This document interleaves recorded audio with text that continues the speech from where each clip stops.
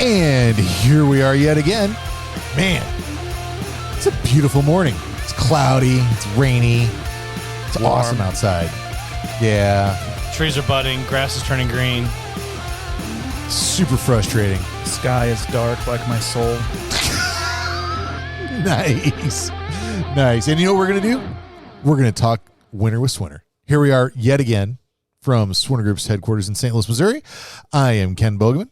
Got Brent Reeder, Jason Duncan. All three of us sitting here hanging out, talking about, you know what we're going to talk about today? I mean, you know what we're going to talk about today. Snow. The people don't know what we're going to talk about today, though. They're anxiously awaiting. They're like, man, what's going to happen? Yeah, I can hear it. Well, you know, we could hear it if they'd communicate with us, which they can do by texting us at 314-260-4352. Or they can just hang out and figure out that we're going to talk about honesty in the postseason. Because, well, for a lot of the country, we're there. The season is over. The spring has sprung. Yep. Birds are chirping. Trees are budding. It's only mid-March. It's kind of frustrating. But here we are. Time to start putting stuff away. That's what it looks like. And part of that is wrapping up your contracts. And this is another opportunity where in the snow business, you can differentiate yourself as one of the honest, good people that are out there that are genuinely interested in taking care of your customer. You know, and what that means is going to your properties and making sure that you're communicating to your customer any mistakes that you may have made, right? So, you know, as part of your cleanup, depending on what part of the country you're in, you know, sometimes snow vendors are tasked with cleaning up the debris left over from the snow pile. Sometimes they're not. But one of the things that you want to look for is, you know, bent signs, broke curbs, things like that. I mean, because Turf damage. I mean, there's all kinds of stuff. You're not going to be able to, you know, see vegetation kill this early, but you're going to be able to see the stuff that's obviously your fault. And we think you want to get ahead of that. You know, that's something where if you can present your customer with a report on their property that says, hey, here is some damage that's on your property, and I did some of it I didn't do. Now you're going to be in pretty good position to have that conversation with them and lead that conversation as opposed to not doing anything. And then, you know, come June, you get a bill from your customer because they fixed all of the stuff that, quote unquote, you broke. And maybe you did, maybe you didn't. But that's something to stay ahead of because there's a lot of damage that occurs on sites that isn't necessarily from you. Yep. So, you know, but at the end of the day, every, you know, bent tree, broke sign, broke curb, chipped curb, dead turf. I mean, plow guys, we get blamed for everything, right? Mm-hmm. So you want to do the best you can to get out there and assess what's your fault and what's not. So today we're going to talk about some things that are typically blamed on snow contractors that may or may not be your fault, and some tips and tricks that you might be able to implement to have a conversation with the property owner or manager that, you know, that can help educate them as why it's not your fault. So I think some of the most obvious stuff that we get blamed for is curb damage. So yeah, we can start there because I think there's a lot of lessons to be learned. So some things to look for if you get you know, assessed damage for broke curbs, right? Something to look at is actually look at the curb and then look around, because if it happened within that season, chances are pretty good whatever chunk of curb was broke should still be laying there, right? Somewhere nearby. Yes, somewhere nearby. So if there's a broke curb and you look around and you don't see any chunks of that curb, well, that may not be you. It may be that was old, right? So start with that. Whereas if you look and there's a busted curb, and then you see that there's a bunch of other stuff there that is, you know, all the curb debris from New Hampshire. Debris from no, bad. Didn't New Hampshire. work. Did not work. Fair enough. Okay, so you got, you know, a broke curb, and that chunk of curb is sitting right there. Okay, well, that's probably on you, right? Yeah. But look for whether the curb was broke by impact or whether the curb was deteriorated or crushed. So a lot of times, if you have an area of sort of around the back of the building, or it's heavily trafficked by tractor trailers or other delivery vehicles, and you see, you know, great big ruts in the in the landscape behind the curb, that could very well just be that curb just is crushed from being driven over time after time after time after time. Yeah. And so you're looking for, stress cracks in the curb. And if the curb itself has got stress cracks all over the place and there's a big chunk of it missing, okay, well, that's probably more likely that it was crushed than it was destroyed by your plow. And even if your plow did, issue the final death blow, well, if you can show that curb was already in pretty bad shape before it began, well, now, maybe they'll work with you on it a little bit. Yeah, and that's a key point because we got, there's lots of properties out there that have asphalt curbs, and they were poured 20 years ago, and they had cracks in them every 6 inches. You go look at it wrong, and the curb falls over. Right. I mean, I don't mind putting them back, but I certainly ain't replacing them. Yeah. And because it's not your fault. The curb is in such bad disrepair, and why would you be paying for a brand new curb to go in when it was not in brand new condition when you may have moved it? Right. Well, and so there's something too is, you can talk with your customer about, essentially what they're doing is they're filing a claim with you, right? So they're saying, hey, this curb has been destroyed and you destroyed it, so you have to fix it. Okay. So at that point, you're acting as though you are the property owner or property manager's insurance carrier, right? Most of them have had to file an insurance claim at some point, right? They've had to deal with that. They understand that process.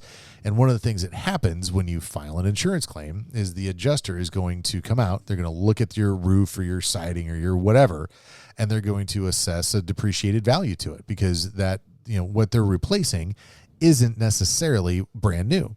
And so the insurance company is going to talk to the owner and say, okay, this roof might have been, just using round numbers, let's say it's a $10,000 roof, but it's used half of its life. So really that roof is only worth $5,000. So we're going to cover the $5,000 that roof is worth in terms of how much life it has left. And the depreciated amount, that's on you as a cost of owning the home or cost of owning the property. So if you apply that same philosophy with your customers and say, hey, yeah, I busted this curb. I gotcha.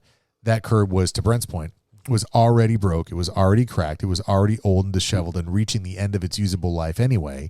I don't feel like I should have to pay for the entire cost of that curb. Can you work with me on this? Right. That becomes something that may or may not be a conversation, but that's something to look at in your agreement with the customer is what does your contract say? Does it say that if you break it, you repair it no matter what?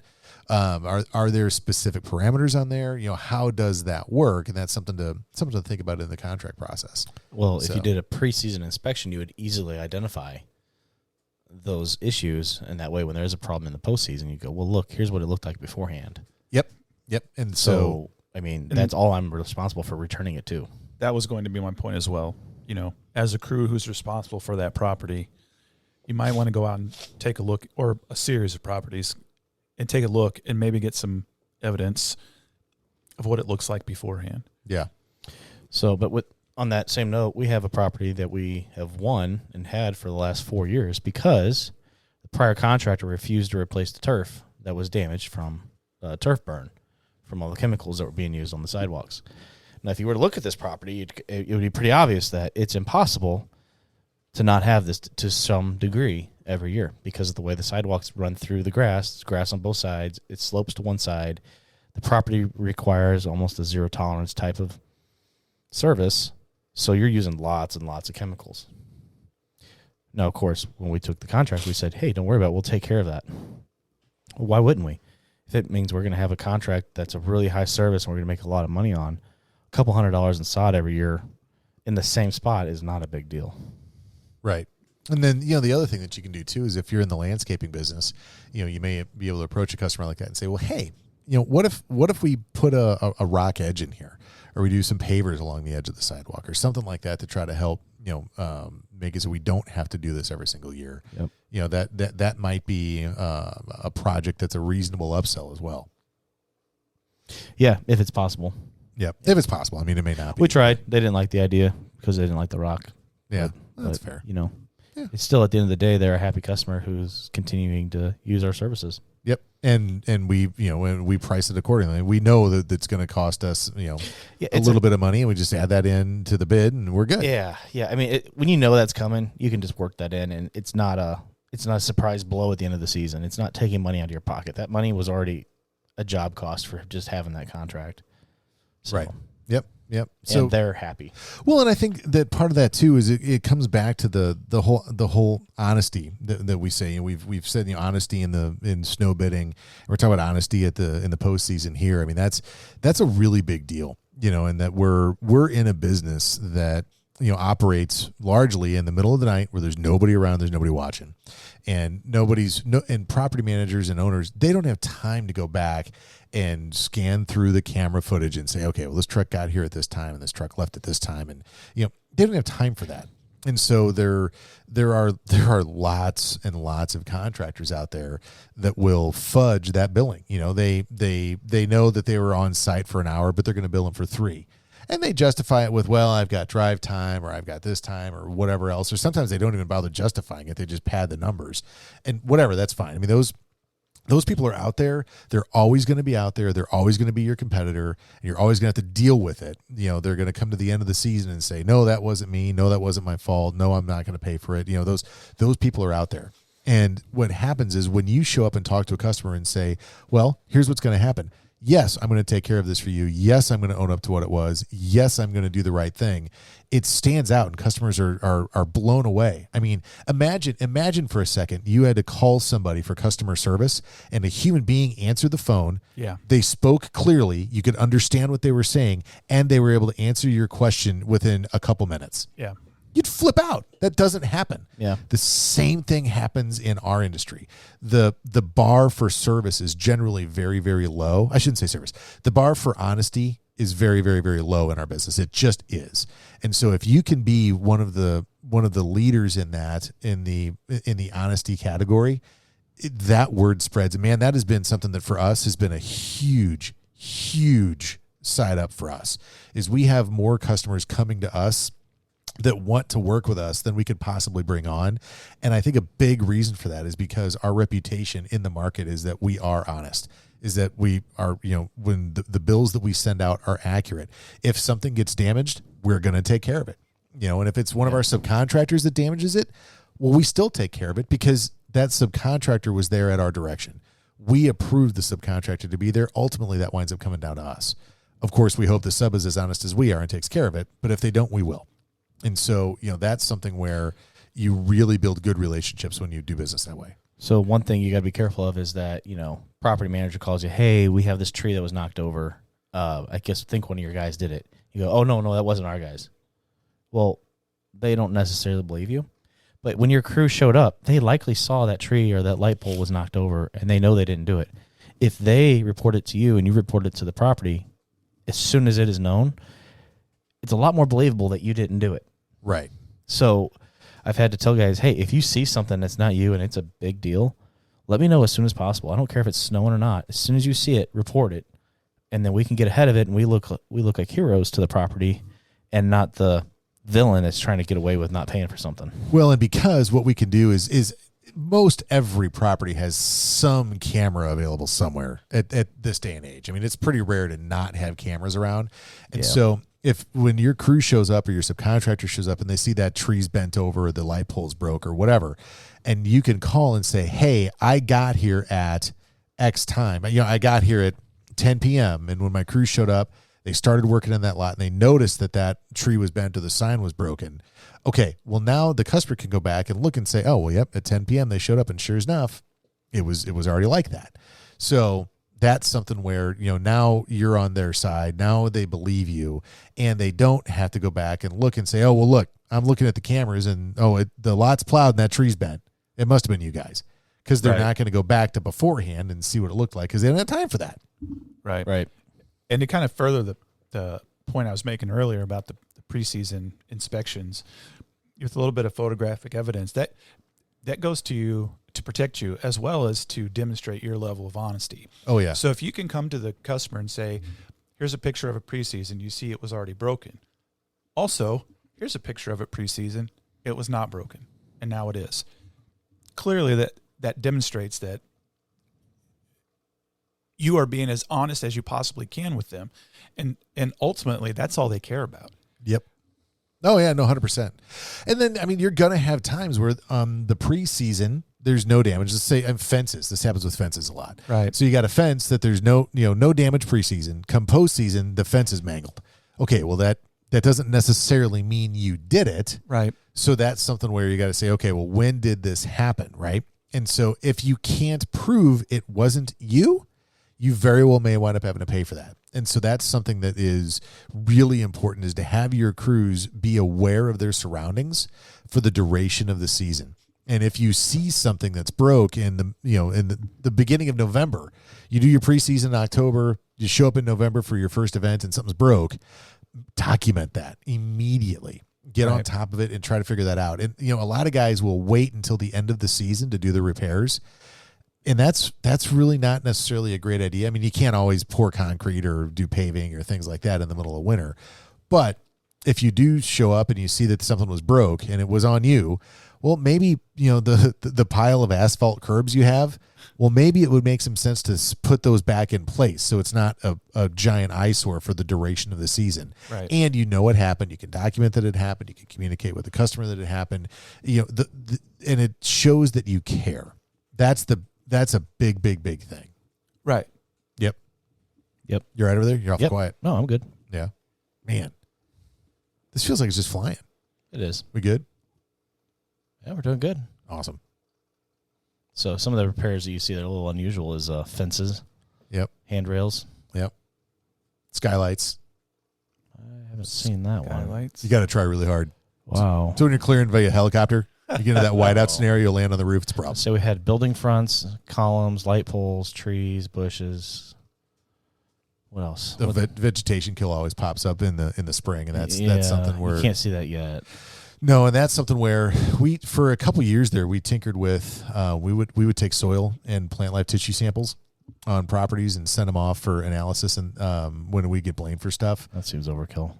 Well, we had one particular customer we had where multiple sites and the very, very, very high service, and there were bushes, and there was a lot of plant life between bushes and trees that had died.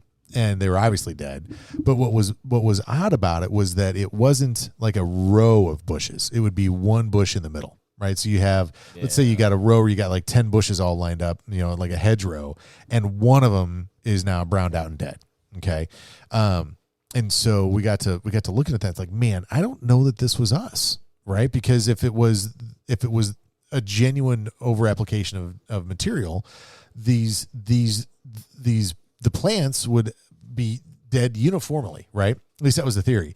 So what we did was we wound up grabbing soil samples and we wound up grabbing plant life tissue samples, sent them off to have them analyzed to come back with what the chloride levels were that was in the soil and in the plant life.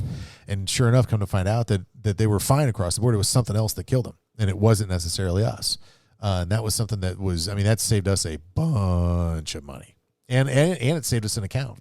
So, that was something where, instead of just having to chalk it up and eat it, I mean, that was a $25,000 or $30,000 bill that would have been if we'd had to cover all that. Ouch. Yeah, wow. It was a big deal. And so we just talked to the customer and said, hey, we explained why we thought it wasn't us.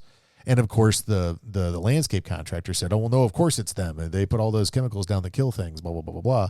So, we said, okay, well, let's let a lab figure it out, and there was some, and there were a couple of them that had way high levels. So maybe somebody, in a truck sat there with a spinner spinning at a stop sign and then kept going and it put a bunch of salt in the landscape bed there and killed a tree.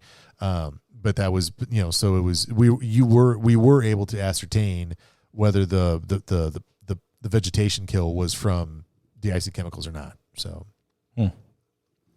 If you know what? If you're interested on how to do that, contact us. You can get us at podcast@swintergroup.com. You can text us 314-260-4352 or on the Twitters @SwinterSnowTalk.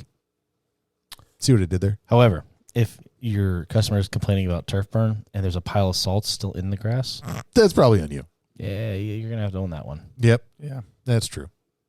Now, something you can do before, okay, if you've got a high service property what you can do before the plants begin to germinate in the springtime. So we may be past it now. I don't know, but depending on your market, if you have the capability of spraying liquids, right, fill up your liquid tank. Be sure to do a really good job cleaning that liquid tank out. Make sure there's no salt in it at all. And then what you can do is simulate a 2-inch rainstorm. So you don't need high pressure, you need high volume, and flood the sidewalk with water. And what that'll do is it'll flush those chlorides down through the soil and get it down away from the roots, and it will help those plants not croak. So that helps get it to our drinking water faster, right? Yes, that makes your water taste better as well. Ah, yep. It could potentially soften your water. We just load the Mississippi River up full of salt, so we don't have to buy water softener. Too soon for that? No, that's next fine. thing you know, you got alligators coming up the Mississippi and all these saltwater fish coming up, and Man, well, but you know what? If they eat all the Asian carp, I'm down. Bring it. I'll give you that. Those things are I horrible. hate them. Yep. Have you? I know, Brent. I know you've been hit by an Asian carp. Yeah, Never been hit by one. No. Oh man, when they come out of the they're big. I've had one come in the boat. when they come up out of the water at you, Yeah. yeah, they're aiming. What's funny is as they come out of the water, you go yeah, Yeah. and then smack right into you. And you can hear that actually. Oh yeah, It the most depends. disgusting fish on the world. Yeah. I mean, no freshly caught slimy fish smells good. But they're extra slimy, and as soon as they They're come out of the extra water, they start slimy. bleeding for some reason. Yeah. what? As soon as they land in the boat, there's blood. There's blood. As soon as they land and fish are slippery, hence the term slippers of fish. Slimy. But these are extra slippery, They are. extra slimy, and they are just awful, awful creatures. Have you seen the videos of the dudes that put on like football or hockey helmets? And Oh, like a net, absolutely. and they're water skiing with a net trying to catch them. Yeah, it's awesome. Yeah. You're not supposed to eat them either. Oh, I can't imagine. It's just a junk fish. Yeah. Yeah. The Well, it's an invasive species, so that it Yep. tells you a lot. video of a dude water skiing on the Illinois River Yeah. with football shoulder pads with spikes on them and a bat with spikes, and he was literally water skiing and trying to kill the Asian carp at the same time. It's like Mad Max takes to the water. Yeah. Yeah, that'd be awesome. That would be pretty neat. I don't think it was efficient. It was a good time though. You know that up in Chicago, they have a canal that goes from the rivers to the Great Lakes, Mm-hmm. and in an effort to keep the Asian carp out of the Great Lakes, every once in a while they'll kill everything in that canal. Oh, really? Yeah. Huh. They'll just wipe out every species that's in that canal. Just to make sure that they're not getting over there. Yeah, they're that afraid of them getting into the Great Lakes. I wonder how they do that. Does electrocute them or because you I couldn't think- poison them? I think there's been some electrocution, and I think there's been some chemical stuff. Yeah, but how could you I don't do the know. chemicals in the canal and not wind up having to get elsewhere? I don't know. Huh. It's either good question. magic or science. You know, it's a little befuddling how often those two coincide. Exactly. Yeah. Huh. Weird. Good Mhm. times. You know what they're probably not going to do? They're probably not going to be entirely honest about that. No. Oh. Which is anti what we're talking about today. Yeah. Honesty being a big deal. Seriously, be honest. It's a good deal. It's a very good idea. Very, very, very good idea. You generally don't make as much money early, but it does pay off in the long run. Yes. Yeah, Especially for maintaining Yeah. those contracts. Well, the longevity of the relationship you build with the customer is a big deal. Right. And particularly in snow, I mean, property managers bounce around a lot. And so, it's something where you may have a customer that, that your relationship with the property manager is one thing, but then that property manager leaves and you have the same customer. The company is still there that you have to work with, but now it's a different manager. And that's the kind of thing where if you were, if you had special deals worked out with the first property manager, kind of behind the scenes stuff or under the table stuff, and then that manager leaves and the new one comes in, well, now you got to start over. Whereas if everything you have is up front, it's clear, it's honest, it's on the table, well, now when the new manager comes in, you can say, here's exactly what we have to deal with. And your story is going to match the other person's story as they're leaving. And that's a big deal. That's a good way to keep an account, which is how you make it better in the long run. Right. Yep.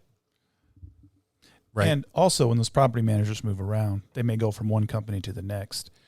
And that next company they move to, you may not have the contract with Yet. yet. Yep. But if you've established that relationship and they understand how honest you are and they understand your desire really to do a good job and to please the customer, well, now you have a better opportunity on that next set of properties. 110%. Yeah. Yep. Right? What do you got going over Yep. there? Nope. I agree Yeah. Man, you look chill. at the moment. Yeah, you're just relaxed. It's 9:39 in the a.m. It's early. It's Yes, early. it is. Man, it's early. It's good. No, earlier I said the coffee was kicking in. Yeah. Not so sure. Well, I shouldn't say it's early. I mean, we've been here for, what, 2.5 hours, something like that? Yeah. So Been here it's for a couple of hours. we've been here for a while, but usually we do the recordings in the afternoon. It's fine. It'll be good. Yep. I should have put rum in my coffee, but I didn't. That was a mistake. Yeah. That's fine. Next time. Yep. Next time. See, there's me being honest. Rum in the coffee. It's pretty tasty. At I 9:30 don't know, in the never- morning. never- 9:30 in the morning is a little early. I mean, it's 12 o'clock somewhere, but it's But would it be the earliest you've ever done it? No. No. No. Man, so there's a good one. So we had concluded a multi-day snow event, right? Everybody was finally on their way home. It was rolling into 8:00 a.m. You know, we're like, okay, things are finally cool. Refreeze is wrapping up. We're done, right? Hadn't slept. And so we mixed up Manhattans. We're doing Manhattans and we're doing smoked oysters, right? It was a beautiful morning. And one of our guys walks in and we're like, hey, man, come on in. You want a cocktail? He's just like, guys, it's 8:00 in the morning. We're like, yep, we have been here since Wednesday. He's like, oh, now I get it. I'm like, yeah, it's fine. So anyways, whatever. But all right. Well, yeah, I don't have a whole heck of a lot else to add to this one. How about you guys? Nope. You good? Well, then here we go. We'll let the fine people roll again. Thanks for listening. This is I'm Ken Bogeman, Brent Reeder, Jason Dungan here with Swinner Group, talking winter with Swinner. And seriously, we would love to hear from you. Shoot us a text 314-260-4352. You can email us at podcast@swintergroup.com or find us on the Twitters @Swinter Snow Talk. That's us. Love to hear from you. Really appreciate you listening. Have yourself a great day, and we'll see you later. Ciao.